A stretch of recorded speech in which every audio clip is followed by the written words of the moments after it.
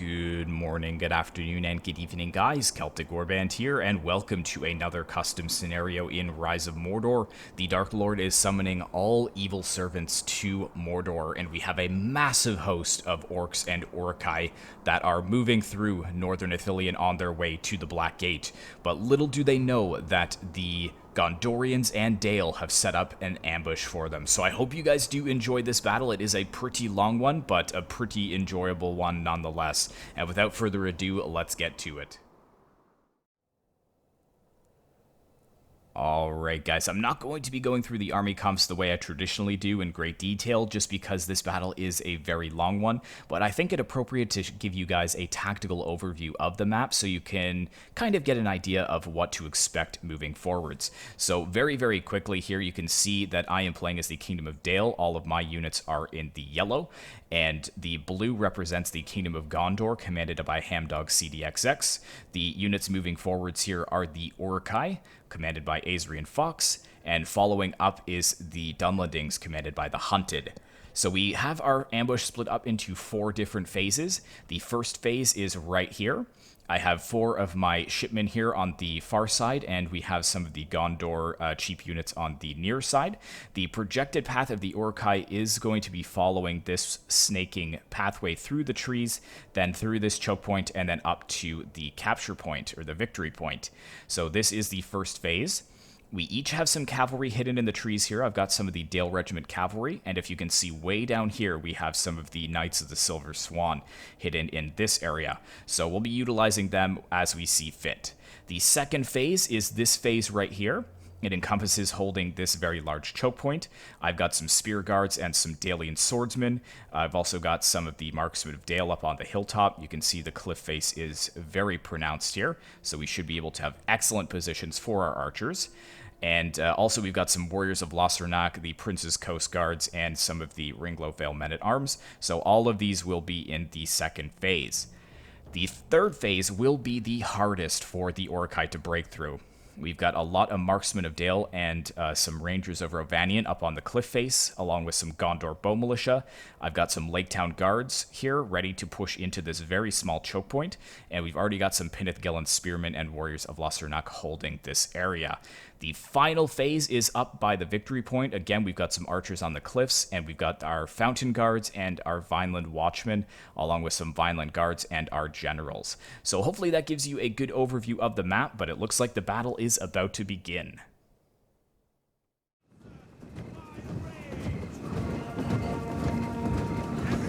Alright guys, welcome to the battlefield, and as you can see, we do have the host of Isengard warriors moving through the forest at great haste, moving towards the Black Gate, as they have been called by Sauron to come to Mordor, along with the Dunlending tribes. So they are unaware that as they are moving through Ithilien, they are about to be ambushed, and as you can see, we've already got some of the Gondor warriors charging out from the forest and into the unsuspecting Isengard ranks. So the battle has officially begun. You can see that a lot of the orcs are kind of unsure which way they should turn. It is pandemonium here as we have some more of the Gondor warriors charging in to the flanks of the unsuspecting Uruk-Hai. And you can see that they are forming up on this flank as well, because we've got some of the Dale Marines moving forwards through this side of the trees. But it is pandemonium among the ranks of Uruk-Hai. You can see that a lot of them are still marching forwards. Now, the host of Uruks that are holding back here are the more elite orcs. He has a lot of the Uruk warriors and the Uruk pikes, but he has done a very good job in actually getting ready to, like, forming up his forces to be flanked on both sides by both myself and Hamdog CDXX playing as Gondor and Dale. So here we go, you can see that they are charging forwards, smashing into the ranks of Uruk-Hais here. Now, it is going to be a bit of a framey battle, guys. I do apologize for that ahead of time, but I believe there's over 20,000 men on the battlefield, so it is going to be pretty insane. You can see over here we've got more orcs being charged over to the Gondorian side.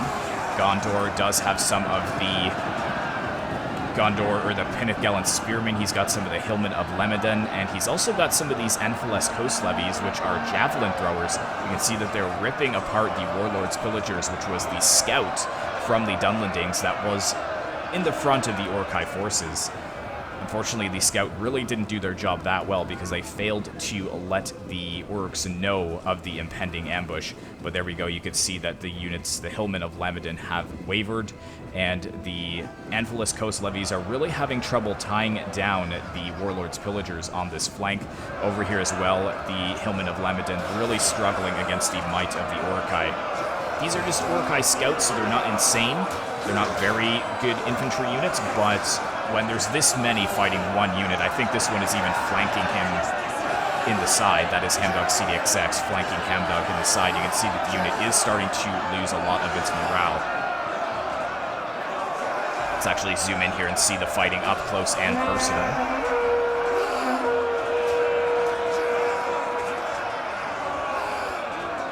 And there we go, it looks like they did unfortunately break, so the Uruk-Hai able to easily sweep aside the Gondorians charging out of the forest. However, over here, he's having a lot more trouble. My Dalian Marines are quite solid in melee. You can see that they're giving some trouble to Azrian on this flank. You can see the Dunlin tribesmen are getting absolutely slaughtered. We've also got some half-orc axes over here, which are struggling as well. My shipmen aren't looking too great, but look at the kills already on them. 171, 91, we've got 66 and 48. So doing pretty solid indeed for just a probing ambush. The Uruk-Hai probably believe that this is the extent of the ambush as well, but they are going to be sorely mistaken as they continue forwards. But it's good to see that Dunlin is supporting its ally by sending some of its forces up to deal with this ambush, but the bulk of their army is untouched at the rear of the column.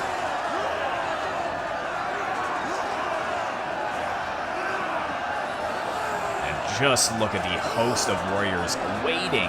They're not even engaged in combat, they're just waiting for this to be wrapped up so that they continue moving towards Mordor and towards the Black Gate. If we actually zoom out, I can show you the host of warriors in its entirety. Just look at the amount of men that still wait for a chance to get their axes bloody.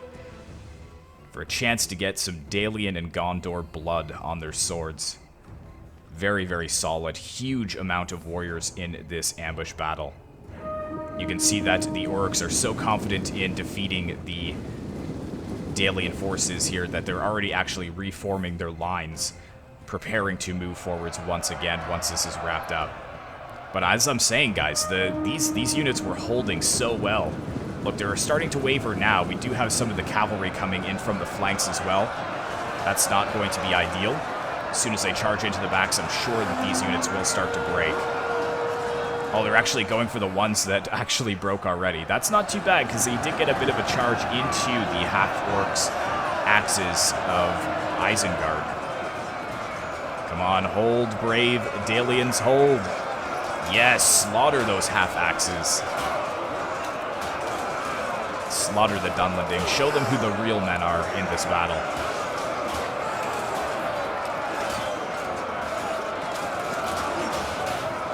But now that they have broken through, Azrian very smartly is going to flank around with some more of his Uruk-Hai scouts. You can see the shipment with 259 kills are about to break.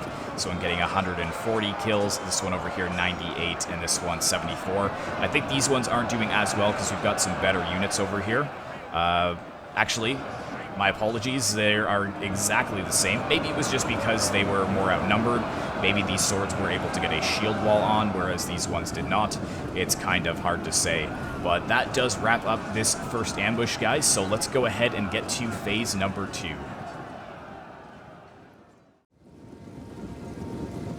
Alright guys, welcome to phase 2 of this ambush battle, and as you can see, the Uruks had been marching forwards and are now blocked by a pretty solid host of Gondorian warriors that are blocking the pass. And the Uruks have formed up and are just about to charge in against the Gondorians that are holding the strategic choke point here. Now, this is much more solid infantry than we had seen in the first ambush, but I'm sure that the Uruks are still unfazed. They feel like they should be able to use their numbers to their advantage and muscle their way through this choke point. We've got a lot of the Uruks charging in here with the Dunlendings against the Prince's Coast Guards, I believe? Yes. So these are pretty solid polearm infantry units. You can see that they are holding very strongly. The Uruks have pretty much crashed onto them like water on rock.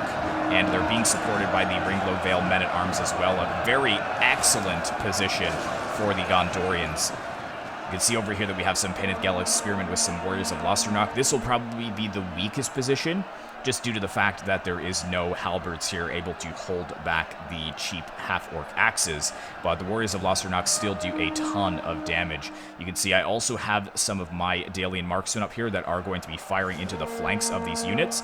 And surprise, surprise, we've got the Dalians bursting out of the forest and going to be hitting these Uruk-Hai scouts from the flank.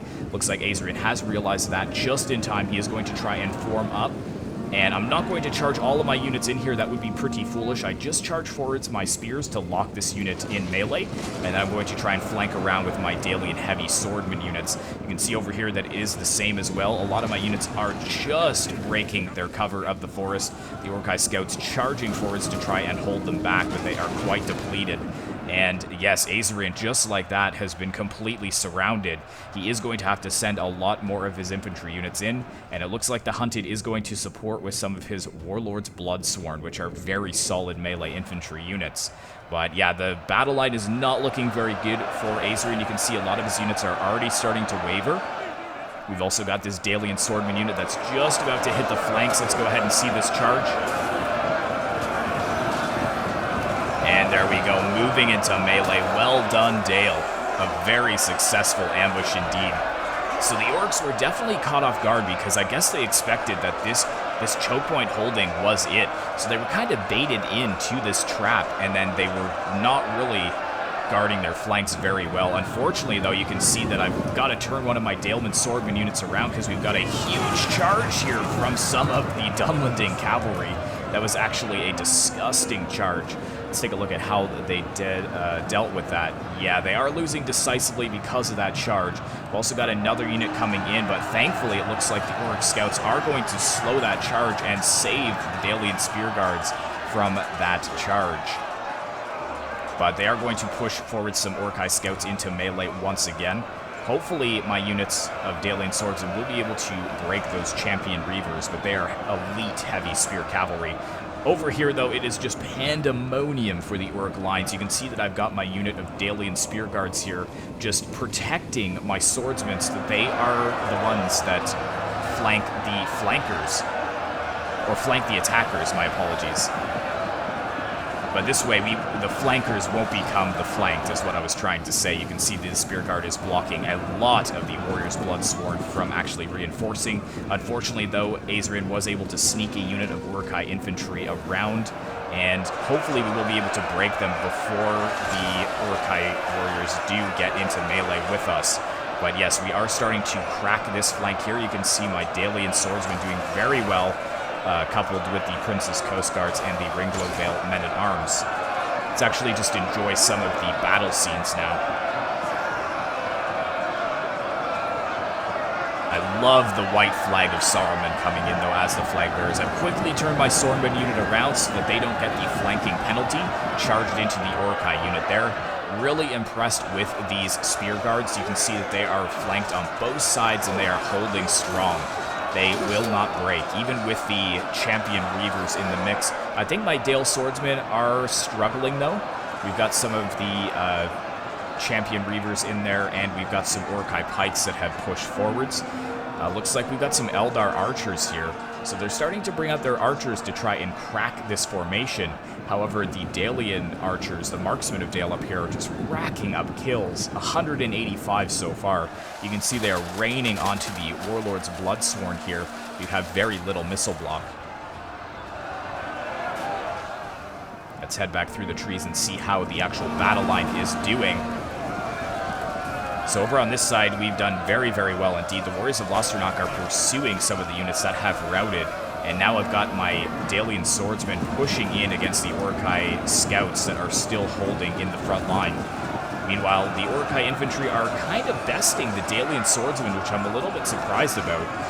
You would think that the Dalian swordsmen would be a pretty solid unit, especially fighting just Uruk-Hai, but... Oh, yeah, the Warriors of Losternock getting a nice charge onto the backs of the Uruk-Hai infantry. However, they're being focused down by the Eldar archers up on the hill. Probably not the best idea there to bring these guys forwards. They have little to no missile block as well. They're more of a shock unit, not a flanking unit, especially when there's archers nearby. But this is an utter disaster so far for the Uruk-Hai and the Dunlendings. You can see the balance of power here, so we're down to 6,900, so we've lost about 2,500 men, but they're down to 8,400, so that means that they've lost over 3,000 men, so we're doing pretty well so far.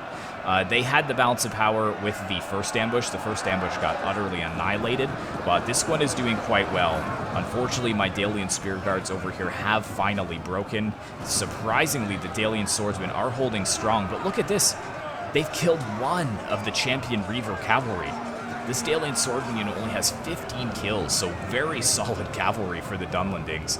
I've also got another unit of Dalian Swordsmen here fighting the Warlord's Bloodsworn, but they are being supported by the Uruk-Hai Pikes. So the Pikes are going to be something that is going to be difficult for us to combat, because I believe the only pikes we have are in the town center. And here we go, a huge charge from the Warlord's Pillagers, into the backs of my poor Dalian Swordsmen. So now they are absolutely surrounded, fighting on all sides.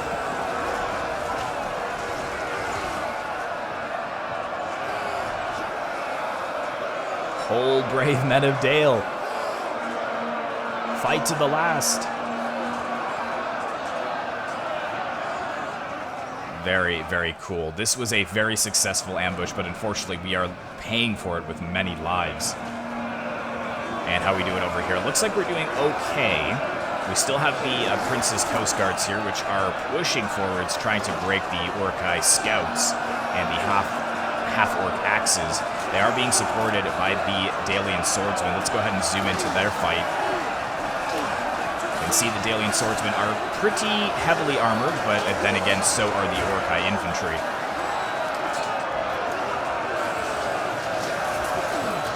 And you just hear the raining of arrows coming from those Eldar archers, or the Eldur archers. And I think that they're focusing on the Prince's Coast Guards. That's a really good target. And it looks like we do have some cavalry actually breaking through. I see that, and I quickly tried to form up some Dalian Swordsmen to stop them from getting at the Ithilien Rangers. But unfortunately, they were too depleted to really get into a good position. The Ithilien Rangers are such a good archer unit as well, so it'll be a waste if we lose them to the Champion Reavers here.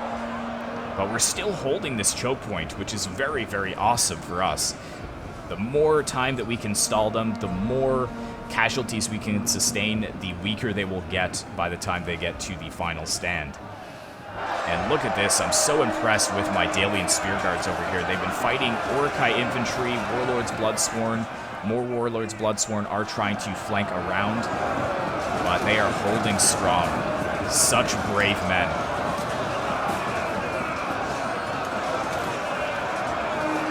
So epic with the night battle as well.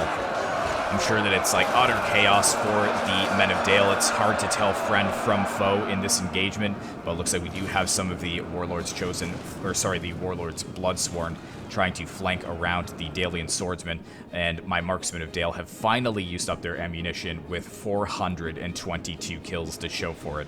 So very, very good positioning. Balance of power 5,900 to 7,700. So again, we still have the man count. We do have less men, but we have killed more. So it's as we're doing better than the Uruk-Hai. But then again, it is to be expected. You know, they're just orcs after all. Ringlow Vale Men-at-Arms pushing in with the Prince's Coast Guards to protect the Dalian Swordsmen. Men fighting alongside men and completely surrounded. Just look at this volley. And what do we have here, boys? The Knights of the Silver Swan have arrived to the battlefield. Yes, they have. So they have come from this point way over here on the hill, and they have charged down to lend some support, but it looks to me as if they're just trying to bait out the units one at a time. You can see the Uruk-Hai infantry are following, but they are very spread out and undefended. There we go, some huge charges there onto the Uruk-Hai infantry. And what else do we have over here? Looks like we do have some Champion Reavers here, so I think Hamdog is going to try and save his Champion Reavers by charging into them. Or these are the Warlord's Pillagers, my apologies. I wonder where the Champion Reavers went. They must have been pulled back. But yes, Azrian does realize that the Knights of the Silver Swan, some very elite cavalry, are on the battlefield. So he has formed up his pikemen defensively, and he's bringing forwards his crossbows with those armor-piercing damage bolts.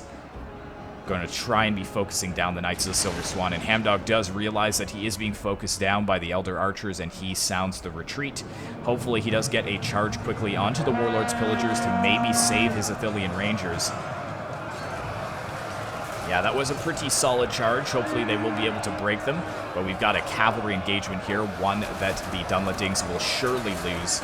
Even with the support of their archers, the Knights of the Silver Swan are the tanks of the Lord of the Rings battlefield. And there we go. It looks like they are just going to pull away, which is a good idea. It's senseless to throw away these very expensive and very elite cavalry units to archer fire like that. And we've pretty much lost this flank, as you can see. The second battle is about over. My Dalian Spear Guards, they are trying to hold back as much of the enemy as possible to allow the remaining men to escape to the next layer of defenses. It's actually, I wanted to zoom in right where the torchbearer is, but he's right in the middle of a tree. And oh no, there we go. We got more of, what are these called again? The Warlord's Bloodsworn that have charged the backs of my Dalian Spear Guard. We've got the Uruk-Hai pikes coming in to form up, going to stab the backs of these brave Dalian men. And once these Dalian Spear Guard break, the second phase will be over.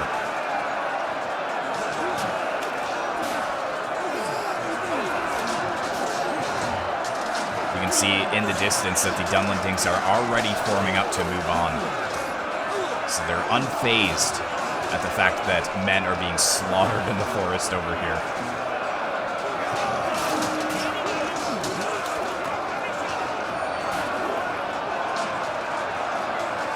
Azrael moving forwards his pikemen. Let's take an overview of this battle. Look at the amount of bodies left on the battlefield. You can distinctly see the lines where the Gondorians did form up in their defensive formation, and just bodies everywhere. You can see a lot of the cavalry dying over here due to the Knights of the Silver Swan charging in. Look at the Uruk-Hai infantry behind enemy lines just getting absolutely slaughtered.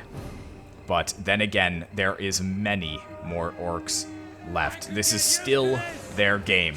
The balance of power is with them. The man count is with them. We have 2 more ambushes to spring on them, and hopefully they will be enough to wipe these evil armies off the face of the earth. But that does round out the second ambush, so let's go ahead and get to the next one.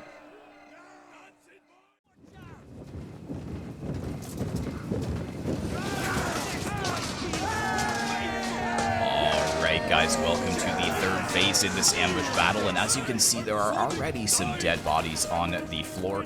I cut out a small probing mission where the Dunlendings actually sent some weakened troops to kind of see how our defenses are set up, but they got absolutely slaughtered by my archers. So now they have more Dunlending warriors moved up. You can see that they are ready to go. I'm charging in a unit of Dale marksmen that has already used up all of its ammunition, and we have the Uruk-Hai funneling forwards as well. I think they are going to try and flank around. Let's go ahead and zoom out and show you the entirety of the battle. I also committed some of my cavalry over here in the trees. I saw 2 units of cavalry that were hidden in the trees, and I decided to try and go in against them, but unfortunately I am now outnumbered and I'm getting slaughtered. So my Dale Regiment cavalry was kind of thrown away for no reason. That was a huge mistake on my part. If you zoom in, you can see just the extent of it here. So they only had the Warlord's Pillagers. I thought that there were 2 units of Warlord's Pillagers here, but one was a Champion Reaver unit, and my Dale Regiment Cavalry is losing, as you can see. Also, the Champion Reaver General is here, along with some Elder Spearmen. So I kind of threw my cavalry away for nothing, unfortunately.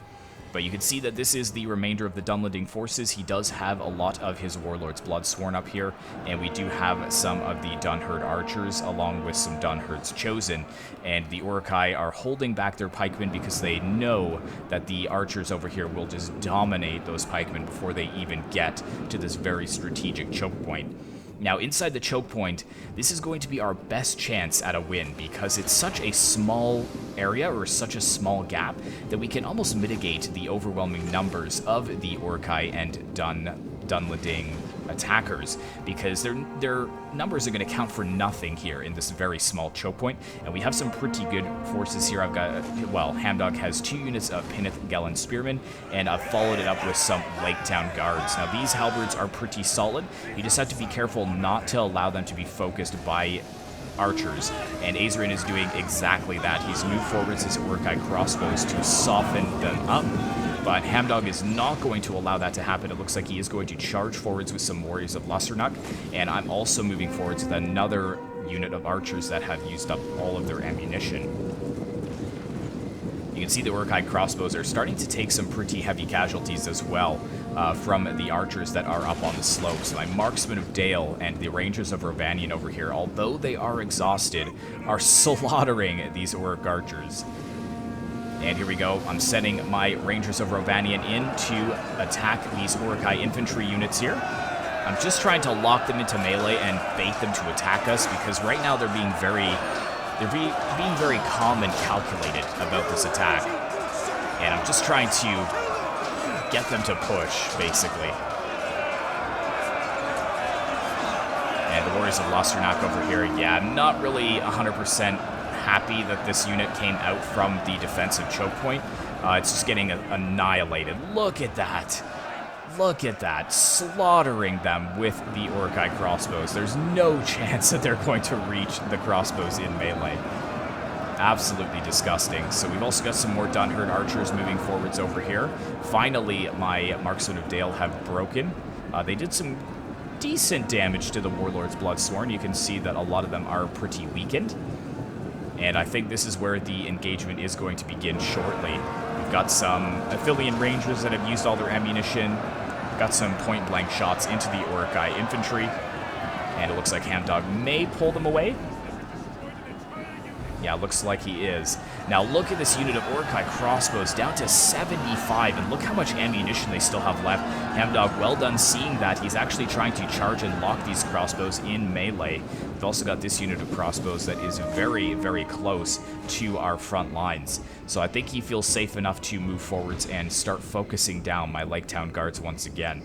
But then he does see that we've got some Rangers of Rovanion up here, so he's going to pull back. And we've also got 2 units of Gondor militia that are still hidden. So they haven't shown themselves just yet. They will probably come up to this ridge and begin firing down as the infantry is committed. But here we go. Azrin, I think, pushing 1 unit in. I think he's got them in shield wall because he's hoping that it would bait me to fire at them. But I know better than that. I'm not going to be firing at this unit. I'm actually focusing all of the Warlord's Bloodsworn. Poor armor and poor defense. That sounds like the perfect target for my Rangers of Rovanion. Let's go ahead and just watch this cinematic battle unfold. I'm hoping you guys are enjoying this. If you want to see more custom scenarios, feel free to leave a comment down below requesting them, and I will get more out to you as I can. But yeah, well done to the Hunted here. Excellent position with his Dunherd archers, getting the volleys off onto my Lake Town Guards. But I think we are going to have the first engagement here. There we go, some Uruk-Hai infantry charging in. And now the third phase has officially begun. We've got the Warlord's Bloodsworn also following up, going to support the... Oh my goodness, those volleys up from the hill. Just crazy. The Rangers of Rovanion, very good archers. But yeah, as I was saying, the Warlord's Bloodsworn are going to follow up the Uruk-Hai infantry in melee and push to attack.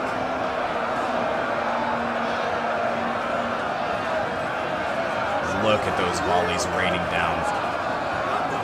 More Uruk-Hai infantry being pushed in as well. I think that Azrin is going to try and focus the right-hand side here. And I believe that he will be bringing forward some of his Berserkers very shortly. Where are his Berserkers? Yeah, you can see he's got a couple units of Berserkers back here. So he's going to use those to try and punch a hole in this defense. But again, the Lake Town Guards are pretty solid in melee at holding the lines. The only thing they're not solid at is soaking up archer fire.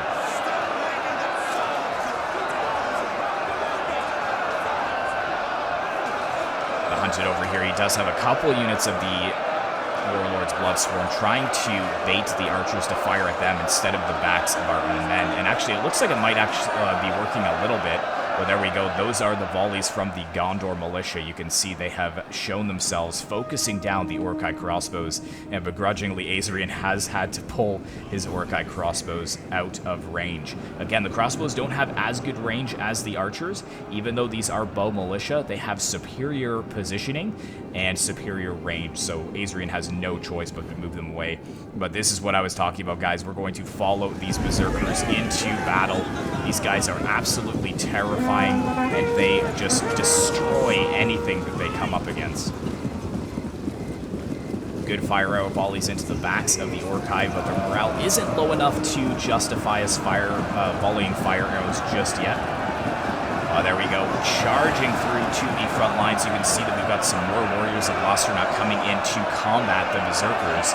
Heavy axes versus heavy axes.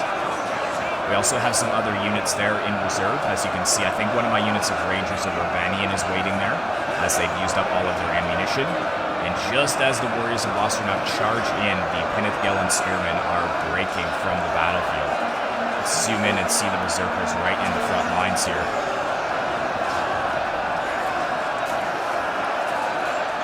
Where's the berserker? Oh, there's one. Yeah, you can see one right there. Is there any in the actual front lines, though, is what I want to know. Yeah, look at this guy over here. Oh, I can't... Can I get... Yeah, I can't zoom any more than that without us not being able to see him. But you can see him in the back there just slaughtering my Lake Town guards. One berserker versus like 10 or 20 men, and he is just going to destroy these Lake Town guards. Let's actually zoom out of this engagement so you can see everything as a whole. So yes, we do have the Knights of the Silver Swan hidden in the forest here, and I'm also trying to sneak my depleted archer units into the forest as well, because once they beat this third choke point, they're going to have to move forwards this way to make it to the victory point. So I was thinking that if I could get some units over here, then once they funneled all of their units into the gap, I would be able to rear charge them and kind of surround the remainder of the Uruk-Hai forces. Yeah, my Lake Town guards aren't actually looking too good. They've only got 12 kills, so once the berserkers have come in, they're really struggling with holding the line. Thankfully, the warriors of Losternock are there to take some of the pressure off. But just look at the waves upon waves of Uruk-Hai pikemen coming in. Uruk-Hai are moving forwards here. Is something breaking? Yeah, the Pinith-Gellan spearmen unfortunately have broken. So now it's all up to the Lake Town guards to hold here. And they've only got 5 kills, 19 kills, and 12 kills. So that's definitely not enough. They need to hold. They need to hold for much longer. And I'm not sure if the Gondor militia were pulled back. Yes, they were. So they're going to hold for the final stand. But such an intense battle so far. Good versus evil. Let's actually zoom in right around the flag bearer so you can see the terrifying faces of the Uruk-Hai warriors as they fight the warriors of Losternock in melee.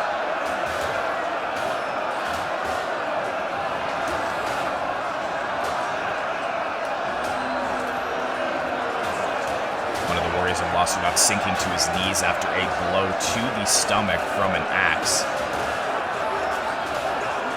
Oh, well, where did that flag bearer go? He got like tripped up or something, and then his light was just snuffed out. That is crazy. And actually, the warriors of Losternock, I'm not sure if they're breaking. Yeah, they are actually breaking. Wow. And it's the berserkers over here, 184 kills, and they have lost 0 of their berserkers. That is insane. 30 kills, 21 kills, 25 kills. Lake Town guards bravely holding this line. Thankfully, the warriors of Losternock have returned. Maybe rest them up a little bit and then charge them back in. But it looks like Hamdog is going to just push them forwards. And I think that Ithilien is trying to push his berserkers past my Lake Town guards. I'm not exactly sure. I did see it moving forwards there. But we've got wave upon wave just waiting to move forwards. We've got the Dunherd archers moving forwards as well. I'm not sure what they're planning to focus. But let's take stock of what they have left. So they do have some cavalry over here, as you can see.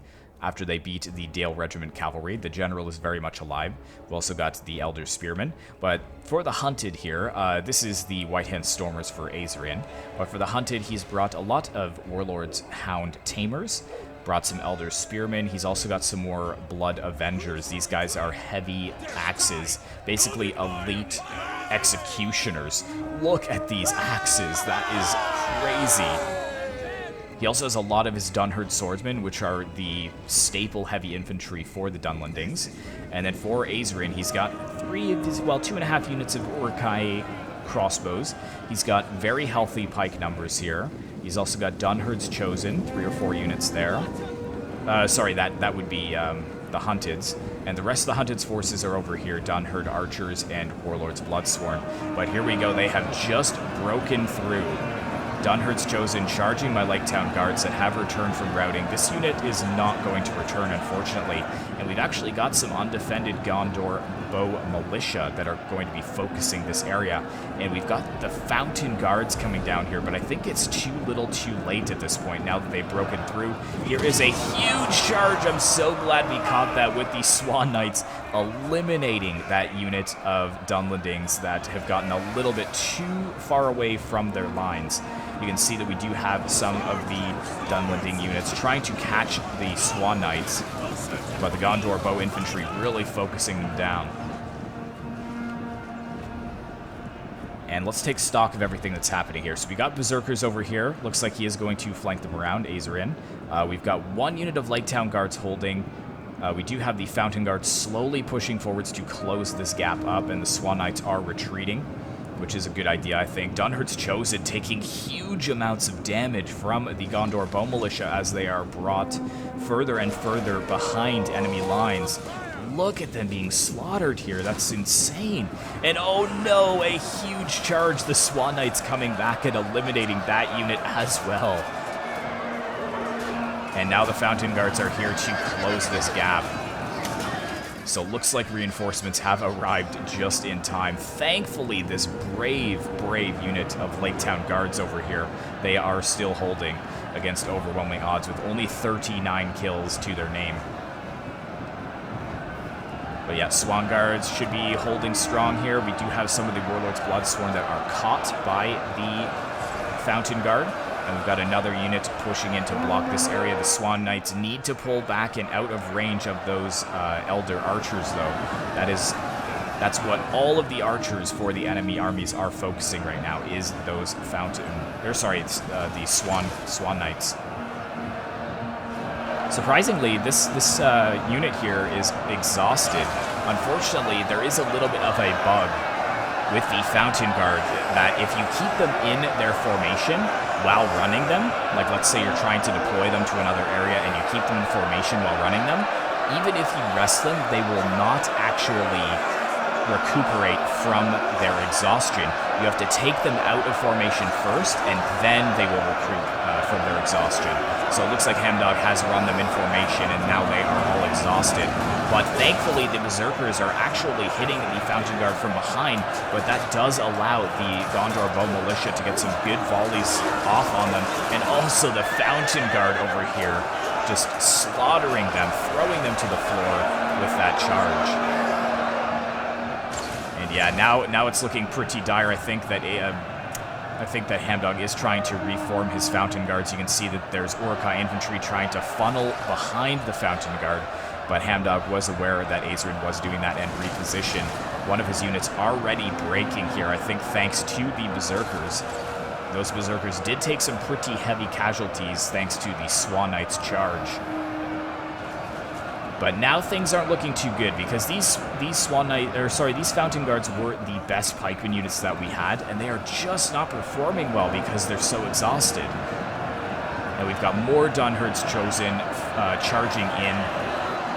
We've got a lot of enemy infantry just flowing through the gap here.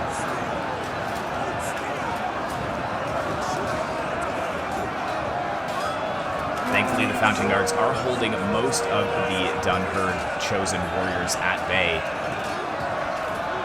And is there anything flanking around? Yeah, I think that those units that were flanking around did get stopped. So that is good to see. So hopefully these Fountain Guards will be able to do their jobs and stop the enemies from getting through. But once the Berserkers are committed, I think that the Fountain Guard numbers will drop quite considerably.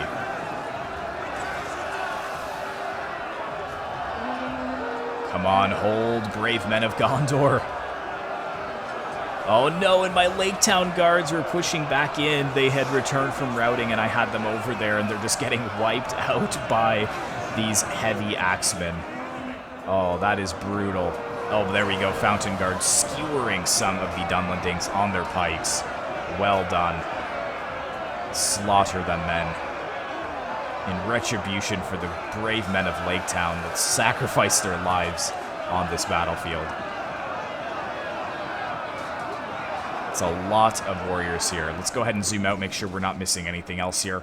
Yeah, so we do have some of the Gondor Bone Militia focusing down these areas. Looks like Ithilien has pushed forward some of his Uruk-Hai pikes, which may help a little bit, but I think that the Uruk-Hai pikemen don't have as much of a reach as the Fountain Guards do, so they might not be able to get too many kills here. But I am seeing another unit of Berserkers coming in. Let's zoom forwards and see them charging through the ranks. Where are they?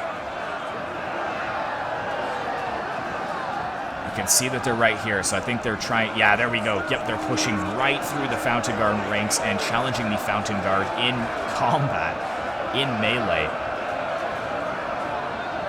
Oh no, yes, the Berserkers are going to do an excellent job here once they do break through the pike line.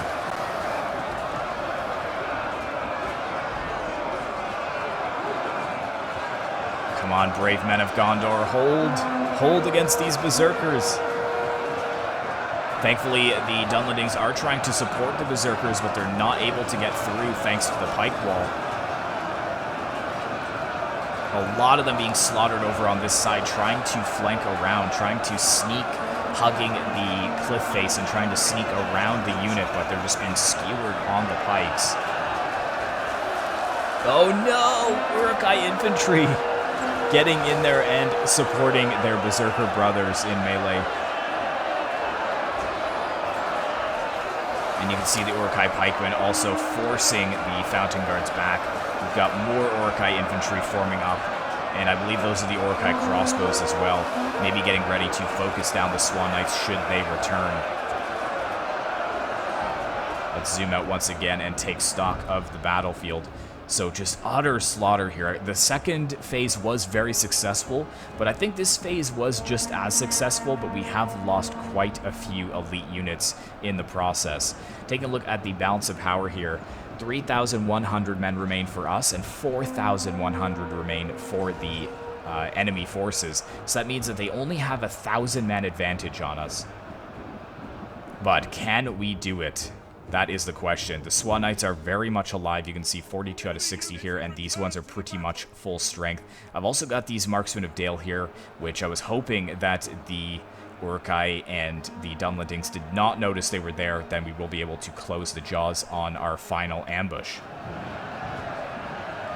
Getting pretty laggy, though, as we do try and move down into that area of the battle. There are a lot of dead bodies.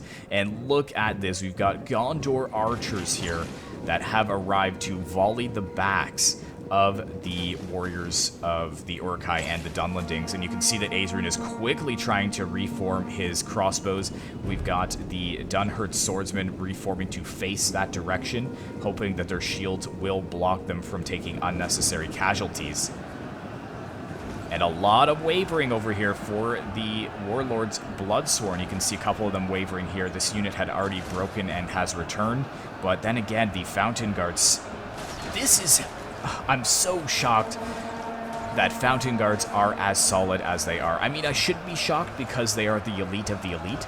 But from a game standpoint, with this unit being exhausted from the get-go, how in the world have they managed to get 384 kills while being exhausted? It's just insanity. You think that they would be much more terrible at their formation. You know, they wouldn't be able to hold their formation as well. But that is not the case. This one over here, even better, 415 kills. But now I can see that Ithilien has broken through the center, and he's actually flanked his Berserkers around the Fountain Guards. So this is where they are going to be cut down. Hopefully the Gondor Bow Militia are going to be able to just focus these Berserkers while they are focused on the Fountain Guard themselves. But there we go, the Fountain Guards have broken and the tide has been released. This is bad news. And do we have the Swan Knights coming forwards? Please bring the Swan Knights in. They are needed. Yes, here they come. Let's actually get a slow motion shot here. We haven't had a slow motion shot all battle. So let's zoom in here. See this charge. Oh, they are going to get a throw with some javelins off onto the Swan Knights, but that does not phase them, and they just smash right through 2 units. And this is the depleted one as well, only 34 men in this unit, and they still manage to have a devastating effect on the Dunlendings. Let's actually zoom out of there and go back to the regular speed, and look at that. 2 units are wavering. The 3rd is actually wavering as well. The Dunherd's chosen unit down to half strength, and they have pulled out with 2 losses.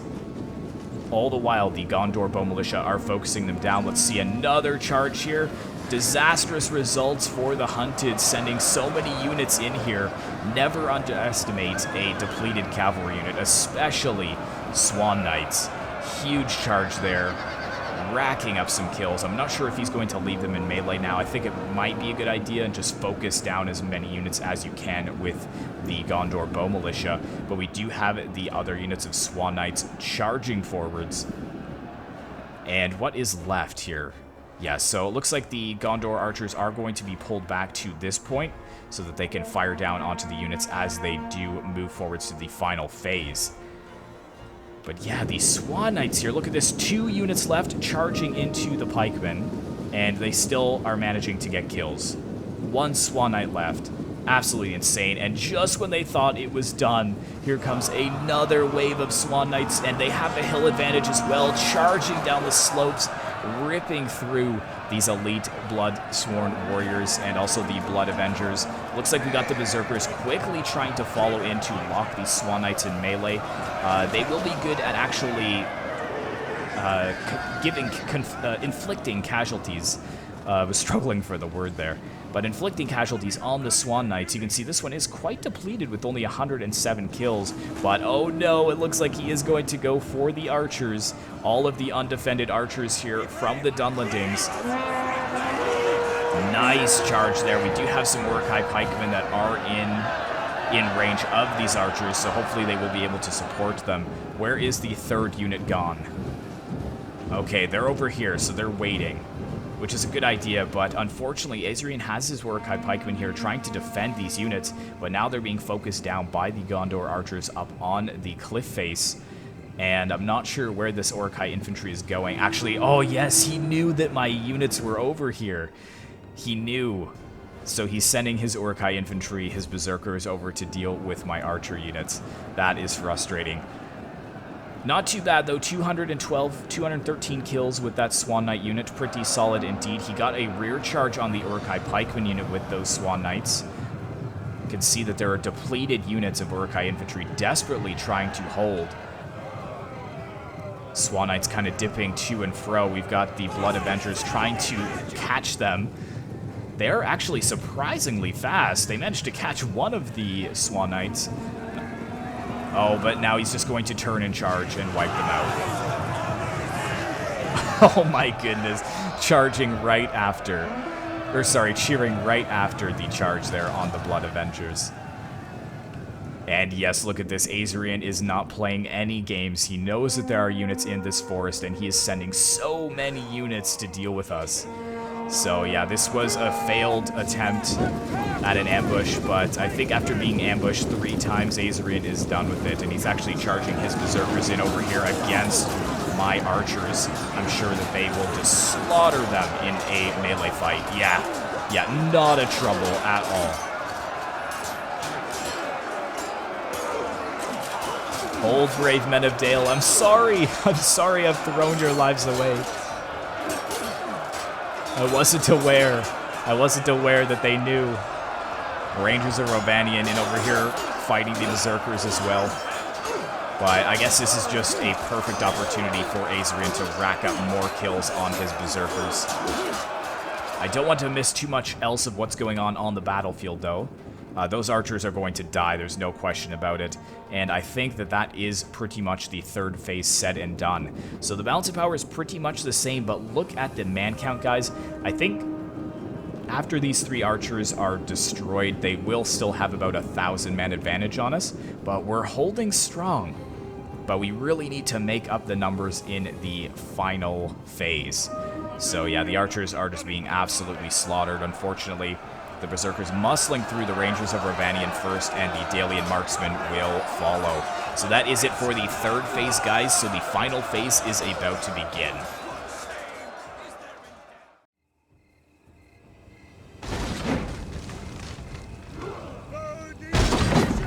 Alright guys, welcome to the final phase in this ambush battle, and my catapult is firing down into the ranks of Uruk-Hai and Dunlendings as they do move forwards. Let's go ahead and jump out and see what we have. And look at this, we've got the dogs from the Dunlendings pushing into my Vineland guards, and they actually flanked around and are going into my artillery crew. They are slaughtering my artillery crew, and I did not even notice this at first, but the dogs are expert, like, flankers. They're expert sneaks. They got right through my Vineland guards that are holding here and my Vineland watchmen. Some of them did stop to challenge the swords in melee, but the other dog units just slaughtered my catapult crew. It was very frustrating indeed. You can see that Hamdog CDXX's general here, the Citadel Guard, is trying to protect them, but the dogs are still very much alive. You can actually see them fighting over here in the tents. So very, very good tactic from the Hunted, and now his units are pretty much able to move forwards unimpeded. However, they are going to be fired upon by a lot of archers. I've got 1 more unit of Rangers of Ravanian, we've got 3 units of Gondor archers, and we are just going to rain death on these units as they push up the slopes to the final stand. You can see the cavalry has arrived as well. We do have the Champion Reavers here, the general for the Hunted, and where is Azrian's general? Yes, he's right here, so the White Hand Stormer's holding back as well. But there we go. Thankfully, the catapult was still able to fire, and I'm trying to focus down the Blood Avengers and the Uruk-Hai Pikemen, I believe. Yeah, I don't know why I'm going for those depleted units. That doesn't look like a good use of ammunition, but then again, I'm making sure that my units are ready to go for this final phase. You can see we've got some very depleted units up in front, but that's not the units we want to focus on. We need to focus on these Uruk-Hai Pikemen, because the Uruk-Hai Pikemen are going to be pretty solid against my Vineland Watchmen. And as I said before, they are pretty susceptible to archer fire.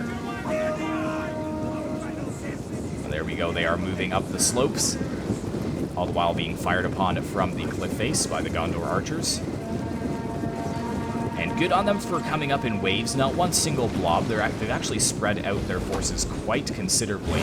There we go, some huge hits there, and also some volleys down onto the swordsmen from the Rangers of Ravanian. Hopefully to weaken their hit points. By the time they get up the slopes, I'm hoping that they'll be weak enough that we'll be able to kill them very quickly. Oh, nice volleys there.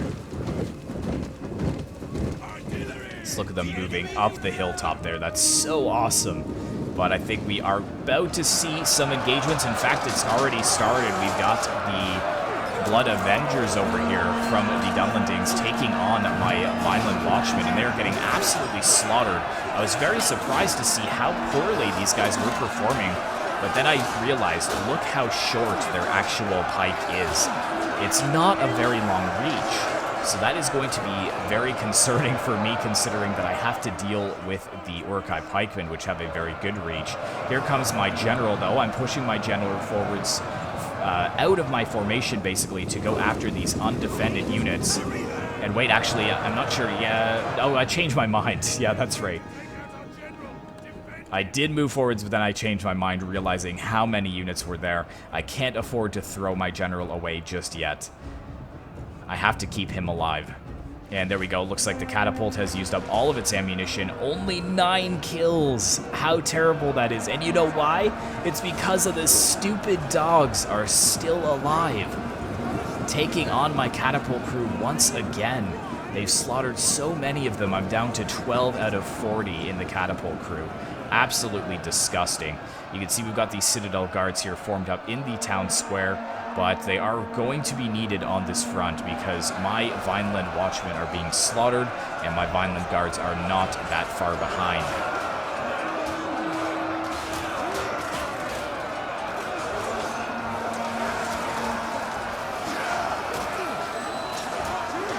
Got some archers volleying the Gondor archers up on the slopes as well, but look at this beautiful battle line. With the moon looming overhead, the Uruk-Hai pikemen haven't engaged yet, but they will very shortly. And when they do, I am probably going to lose this flank. And as I say that, it looks like he is ready to move his pikemen forwards, slowly pushing my units back. You can see that I do have my general there trying to inspire the men. Not sure what to do with him yet, though, because I've kind of boxed myself in. There's not really a way for me to get around the flank, unfortunately. I do see a very weak point over here, though, where the Blood Avengers are. There's only 6 of them. So now I charge through, hit some of the Elder Spearmen, which isn't ideal. That's not the best area for me to break through. But then I change my mind again. I'm so indecisive as to what I want to do with this general, and all the while the Uruk-Hai crossbowmen are focusing him down. Thankfully, we do have some Citadel guards quickly moving to support this failing battle line. You can see my Vineland watchmen already starting to waver. Over here, we're doing pretty well, I do have to say. But in the center, it's more of the same, really struggling against the Blood Avengers. And I don't even think that the Berserkers have been pushed in yet. You can see that they're hidden far back behind this little divot in the terrain. Do have the archers really trying to focus the reinforcements, though. You can see a lot of the Dunherd swordsmen have 0 kills, but they've basically lost their entire unit.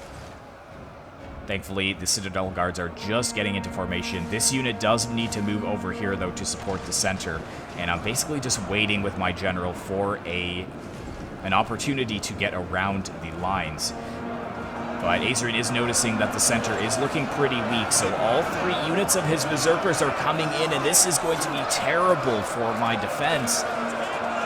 Vineland Watchmen are going to be no match for these Berserkers. They're so terrifying and so effective at just breaking formations. And look at this, they're actually already muscling through the formation. There we go, Vineland Watchmen are breaking over on the far side as well. Thankfully, the Citadel guards are here. And now I've charged my general in. Unfortunately, I've charged him into the Elder Spearmen again, which isn't ideal. I really need to stop doing that. I think I was just pretty desperate at this point. I was very shocked to see how quickly my Vineland Watchmen were falling. I really wish that I had some Dalian Spear Guards here instead of the Vineland Watchmen at this point. But again, General is being focused down. Thankfully, over in this stand of trees, we're doing a little bit better. You can see the Uruk-Hai infantry are starting to waver. Elder Spearmen not looking as hot. So I'm not sure why we're doing so well over here. But yes, we do have the 2 units of Citadel Guard over here holding against a lot of the Dunherd units. And some of the Gondor archers that have used up their ammunition are pushing into the gap as well. But now we've broken through the center, and this is going to be an effective use of my cavalry. There we go, charging into the flanks of the Dunherds Chosen as they try to get behind our lines. Thankfully, some Gondor archers were there as well to stop them from flanking. But this is looking very desperate for us. Very desperate for the good side. I love the little battles over here, too. You can see that some of the Gondor units being slaughtered singularly by a single unit of the Dunherd swordsmen. Here comes another charge into them. Oh, really mitigated by the forest. That was not a good charge at all. My general is not doing very well. Or rather, I'm not utilizing him very well. Although he has 181 kills, so not too bad, I guess. And yes, what is this? It's a unit of Knights of the Silver Swan. One more unit, hopefully here to turn the tide of battle. There we go, Swan Knights charging on into this very depleted unit. Again, drawing more and more units away from the safety of their numbers and just focusing them down one by one. I'm trying to get some good shots for you guys, but this forest is pretty dense. Swan Knights are pushing forwards as well. What are they going for? Oh, the backs of the Dunherd Warriors here. Huge charge. They were flanking my Vineland Watchmen and Vineland Guards there in melee. Unfortunately, they may have been too late because my Vineland Watchmen have broken. But we are breaking a lot of their units behind enemy lines here. Still a very close battle, 1,100 to 1,500 left. But now we've got the Warlords Pillagers moving forwards. They're trying to catch my general. And we also have the Champion Reaver General trying to flank around as well. So that's going to mitigate our cavalry, which is very, very smart indeed. He may actually even go for the Gondor Archers, which is a smart play. Yeah, huge charge into those archers. This unit of Dunherd Swordsmen trying to catch these Gondor Archers, but they are wavering. Knights of the Silver Swan have blocked the Warlords Pillagers from making any headway, but the Gondor Archers are losing decisively. And here we go. I've had to charge in my general against the Hunted's general. I have no other choice. Even though he's a Champion Reaver unit and he has such a better cavalry unit than I do. However, though, we do have a unit of Citadel Guard that has been pulled away from the front lines. I think that's a bad decision, though, because now we've got some Uruk-Hai pikemen coming in to flank these Citadel Guards when they're not in a very advantageous position.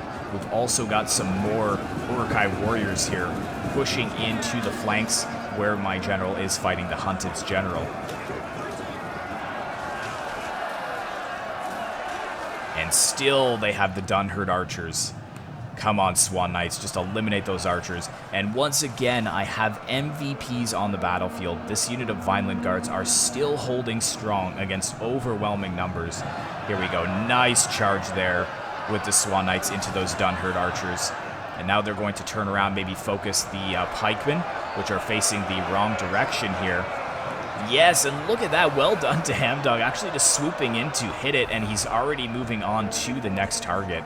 380 kills for the Swan Knights. Now they're charging into the flank of the Champion Reavers. Not sure if they'll get many kills because that's cavalry, but I understand, like, he should have just hit these guys from the flank. We need to break this side. But yeah, now my general has been defeated. We've got the Citadel Guard unit from Hamdog moving into a square formation. But that's pretty much it for me. I only have the unit of Vineland Guards here and a unit of Vineland Guards over here as well. So the balance of power is starting to slip more and more into the Uruk-Hai and the Dunlending's favor. 750 men remaining for us and 1,000 men remaining for them, so they only have 200 more men than us, or 250. And if we can kill the general here, we might have a chance. Yes, volley the general. Slay the champion of the Dunlendings. Hopefully the Gondor archers will hold, though. Hold long enough. I don't want to sit too long over here, though, because I'm sure we have some excellent charges from the Swan Knights. Oh, they're really depleted, though, but they did manage to shatter some of the Elder Spearmen here and weaken the Berserker units. They're down to 5 and 13. And the Citadel Guards easily holding here against the Uruk-Hai infantry. I need my guys to hold a little longer. There we go. Thankfully, they stopped wavering, but they've started wavering again because it's tying up all of these units here, allowing us to focus down their depleted units one at a time. Again, the Champion Reavers over here really frustrating, able to lock down those Gondor archers. We really needed them. And did the Swan Knights die? No, they are still alive, which is excellent. And as I said, you can't underestimate depleted units like this. Even with 15 men, they still have devastating charges. No surprise, these Gondor archers need to volley the Champion Reavers. Kill that general. Hold, men, hold. 566 to 800 remaining, guys. It has come down from over 21,000 men to just over 1,000 on the battlefield. Good charge there by the Hunted, focusing the flank of the Citadel Guards. This unit of Citadel Guards pulling out of melee to kind of lock those Champion Reavers down. And the Berserkers are still slaughtering my Vineland Guards. How brave are these souls? There's like 10 of them that remain, and they are just holding against overwhelming numbers. The Uruk-Hai pikemen just forcing them back with no mercy. This one's kind of caught in the pike wall as well. Oh no, oh my goodness, beheaded without a thought. The Uruk-Hai just ruthless. That was disgusting. How are we looking now? So there's 60 minutes left in this battle, guys, and I'm sure you're wondering how is that possible, but these Citadel Guards are holding in a square formation, so they are protected on every flank. We've also got the Gondor archers over here trying to stop these Berserkers from getting into the Citadel Guards. There we go, nice. A lot of them getting depleted there. Their hit points are very low, and they're trying to, as I said, just charge into the general and get a few kills.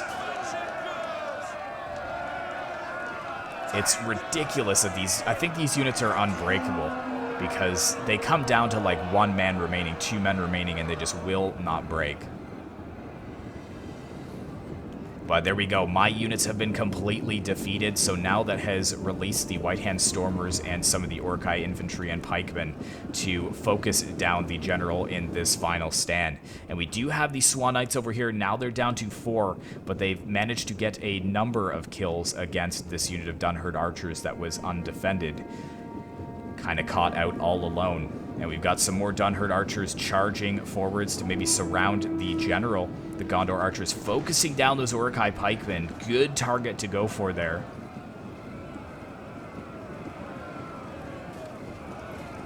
And the Dalian flag still flies over the camp. The Ithilien camp. And we do have, I think, the archers trying to focus down the Gondor archers. But there we go again. 4 Swan Knights charging in. Ooh, not very good that they kind of broke the spear formation there. But charging into the Gondor archers. And we've also got the Citadel Guard, the depleted unit of Citadel Guard, charging into the backs of the Dunherd archers as well, trying to focus them down. And yes, these Uruk-Hai pikemen really taking a lot of damage here as they push in for the final stand. I think they're just going to ignore the archers. And how many men? There's still 4 Swan Knights remaining, and they got another 20 kills there. Absolutely insane. And now they're using their numbers to actually capture the center. But even if they do capture it, it shouldn't matter because this isn't the only victory point. There is another one on the battlefield. So it's basically down to the last man. The enemy has to slaughter every last Citadel Guard in this square for them to claim victory.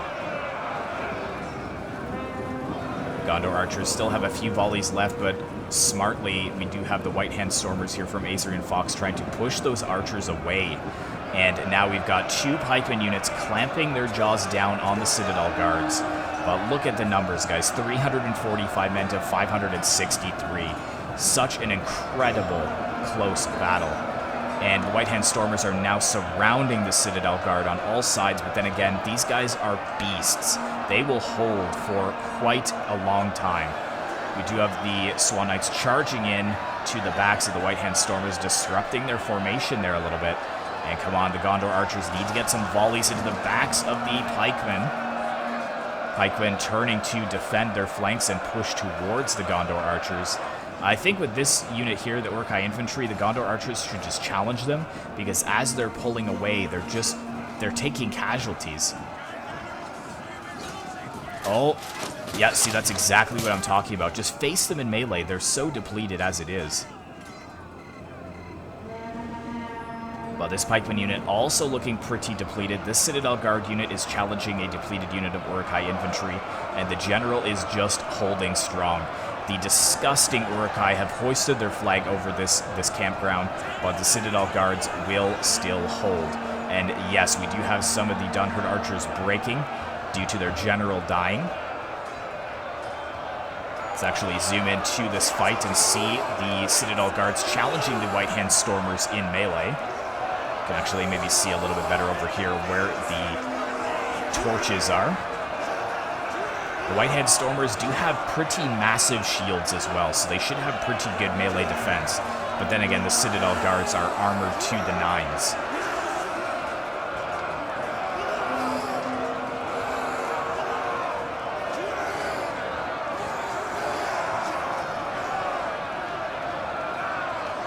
Very, very intense battle. I hope that you guys have enjoyed the entire battle, but it is not over yet. Look how close the balance of power is, 255 to 373. Citadel Guard pulled away to deal with this depleted unit of Uruk-Hai infantry and save his archers, and Azrian realizes now that this is a pretty desperate situation.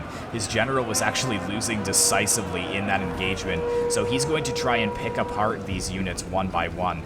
I think this was a mistake for Hamdog to pull away, because when you pull away, you just open up your units to be slaughtered slowly.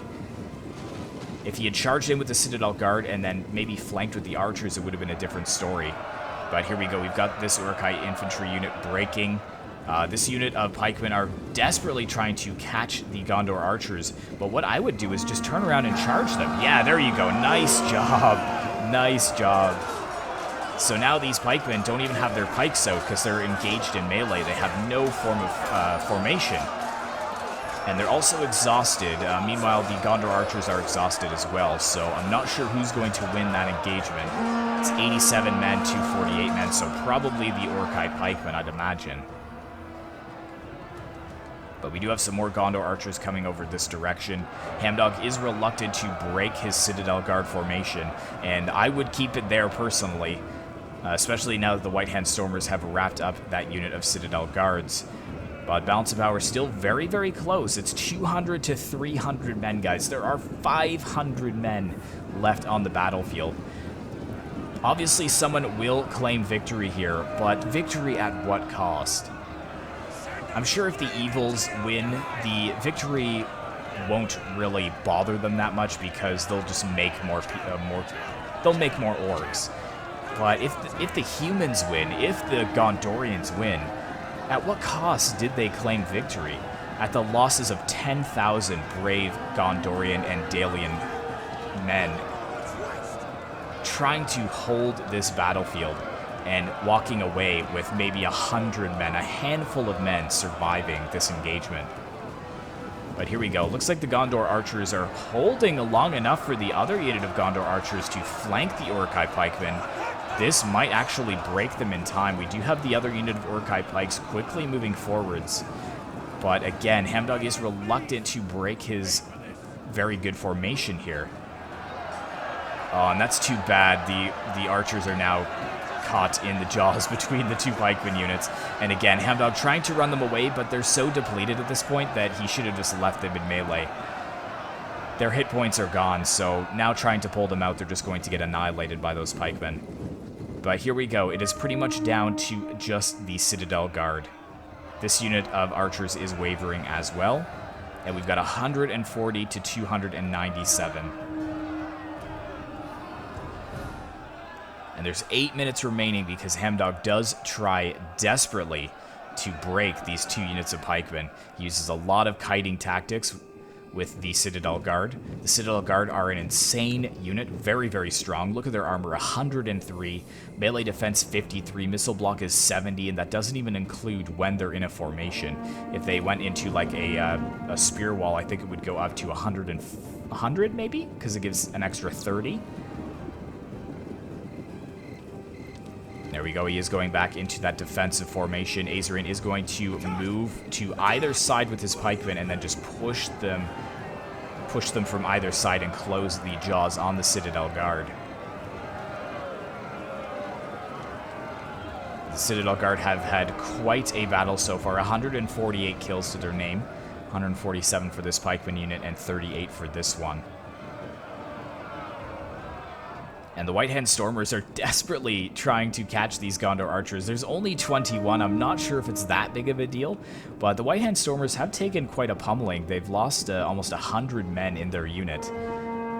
But here we go. The pikes are going to be pushed in from both sides onto the Citadel Guard, who are holding in this center. And the Dalian flag is flying once again over the camp.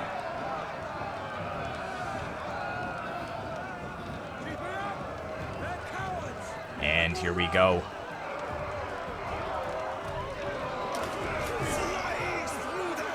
And yes, Azrian is very, very smart to have done this formation, because as you can see, in this square formation, they don't get that really...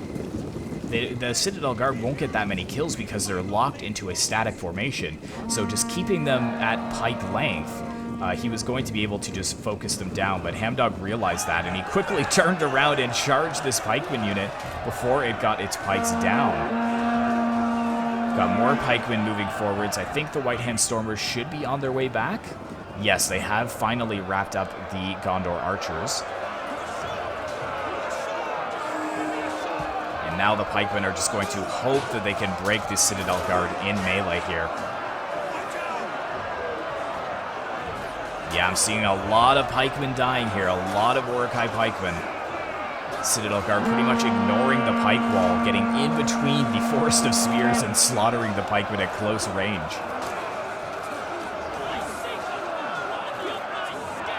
Let's take a look actually at how they're doing. Yeah, look at this unit of pikemen down to 97. They're getting absolutely destroyed. Azrian really needs to get his White Hand Stormers over here to flank the Citadel Guards, or otherwise he's going to lose this battle. And I think that's such a poor decision by Hamdog to pull out and allow the pikemen to kind of reform their lines. They were already shaken. Now he's trying to focus this unit of Uruk-Hai pikemen, which is actually working. They're also kind of a bit shaken from being charged by the Citadel Guards. But this is a problem. As he keeps pulling his Citadel Guard out of melee, the units that are being held back by the Uruk-Hai pikemen are lowering their hit points. So he really needs to just stick to an engagement here. But he's really going to just try and kite the enemy with his one unit and catch Azrian by surprise. Let's take a look at the man count here. 116 to 245. This is your chance. Yes, charge in. Azrian did try to reform, but now the pikeman got hit in the flank, and his other pikeman and his general are nowhere near to support. Come on, break those pikemen. There we go. We've got the pikeman pushing in. Again, though, he's going to try and kite, but this is what I'm talking about. As these units are pulled out, some of them get caught behind, and their hit points are lowered by the pikeman units.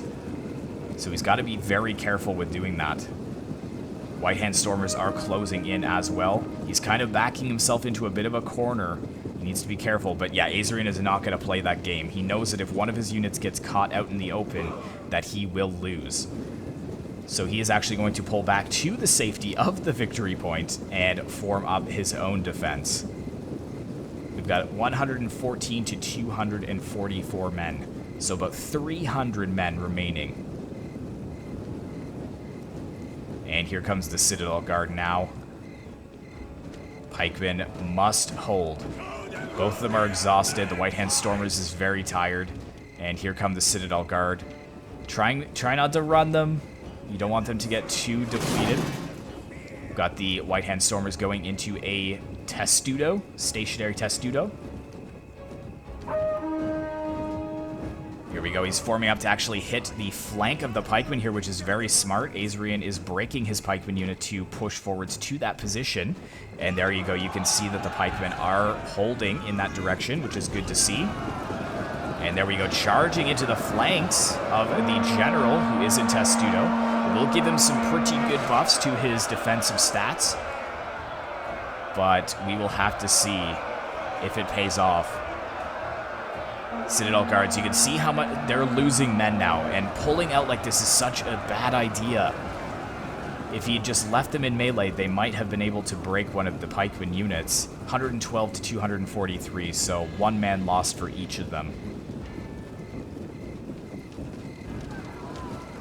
And yeah, see these Citadel Guard units that are being caught? See, they're not going to be able to charge in because they're already caught by that unit. And he's really, he's getting them tired as well. The Uruk-Hai pikemen are just going to hold where they are. The White Hand Stormers are now fresh because they've been out of melee for quite some time. So they now should be much more effective in combat. 2 minutes remaining as well. And the White Hand Stormers, I think, are charging out. Are they moving out? I'm not sure. It's a big game of cat and mouse in this one. Hamdog definitely has the superior troops, but Azrian has the numbers. Hamdog just circling like a shark, looking for a weak opening. He was going to try and flank the pikemen over here. Oh no, he formed up, but it looks like the White Hand Stormers are going to take the fight to the Citadel Guard. And now we have the pikemen moving in to challenge them by hitting the flanks of the Citadel Guard. The other one is going to move around as well. And I'm not sure, but it looks like he did get them into that square formation, although he did break that formation to push onto the pikeman that was flanking his rear. And now he's going to pull them out again, and this, I want to show you guys, this is where they're going to take losses. Look at that, 113 down to 95. He can't keep kiting this unit. It needs to just sit in melee and do its job. White Hand Stormers, 95 as well. It's 89 men to 238. Again, watch as he pulls out. 87. Okay, that's not too bad.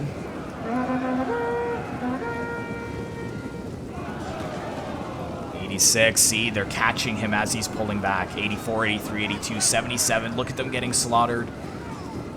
They need to just challenge them, but I think that this is going to be the end of the battle. The Citadel Guard cannot withstand the force of the White Stormers.